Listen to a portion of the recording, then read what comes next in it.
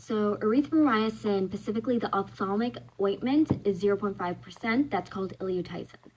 So this medication, we're talking about a specific type when we talk about our medication list, because there are many different ways. It could be IV, IM. So yeah, we're just going to keep it very simple for what I think would be on the test. It's a macrolide. I don't know what that means. I just know that's the class. It's a broad spectrum. So it helps kill many different kinds of bacteria. It's indicated for superficial ocular infections, the ilotycin type, the one that's the ointment, involving the conjunctiva. So think this thing. You see my little sac? Yeah, that.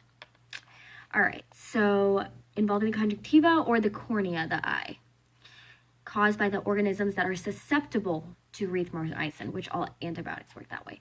So it's actually also used not necessarily if they have an infection, but also if we can use it for prophylaxis, prevention of all that dirty stuff that happens down there. When your baby is going through your vagina, there's a lot of bacterial down there, but specifically we're going to focus on gonorrhea. So they're saying just in case that you may have an STD. I guess you don't know, per se.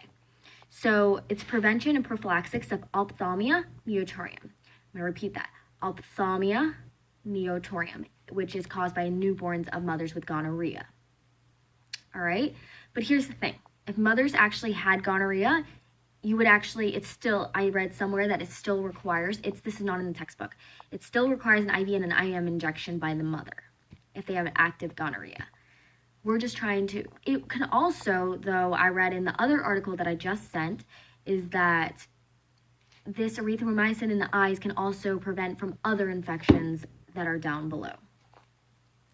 So what are the adverse reactions of this medication? We're going to get that chemical conjunctivitis, which adverse reaction, which could just have, if this happens, it would last like 24 to 48 hours. It's like transient. And the vision can be blurred temporarily. So the baby is not going to be so affected, like blurred vision. But if the mother prefers to be delaying that, they want to breastfeed and that bonding with the vision, but it doesn't affect your hearing or that sense of touch or feelings or any other thing. So it's not that big of a deal, but if it makes the mother happy that they want to bond initially in the beginning, it's okay because the medication could be delayed 1 to 2 hours. And I'll say that again, 1 to 2 hours. All right. So what is the nurse's job for this medication of erythromycin? So things to be considered is this is a class B. It's considered safer, is what I've seen in the internet. It's not really in the textbook because in the textbook, erythromycin is more talking about the oral routes and the IV routes. It doesn't really talk about the conjunctiva route so much, which is a little bit different. You've got to wear gloves as a nurse. You have to wear gloves if you're going to touch this ointment, and it's also going in an area where it's your eyes and you don't want to get infected with other bacteria. You've got to cleanse each eye prior to administration. Remember how Yvette said those babies are popping out and they're dirty. You got to clean them up. So administration within 1 to 2 hours of birth. We talked about this. So that's why you can delay and let the mothers breastfeed, bond, and then apply that. Clean them up. Wear gloves, clean. You can wear gloves, put the gloves on, clean your eye, go like clean the eye one side, clean the eye other side, except you don't touch my face literally with no gloves. And you're gonna apply that 1 to 2 centimeters ribbon on these lower lower ointment. Like you're gonna just put it in and put it in, but it could also come in dropped form.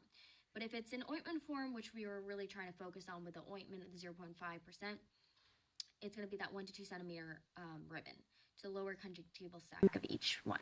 So administration is required by all states as of now, according to the PowerPoint.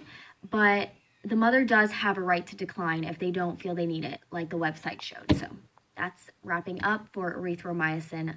That is all we really need to know.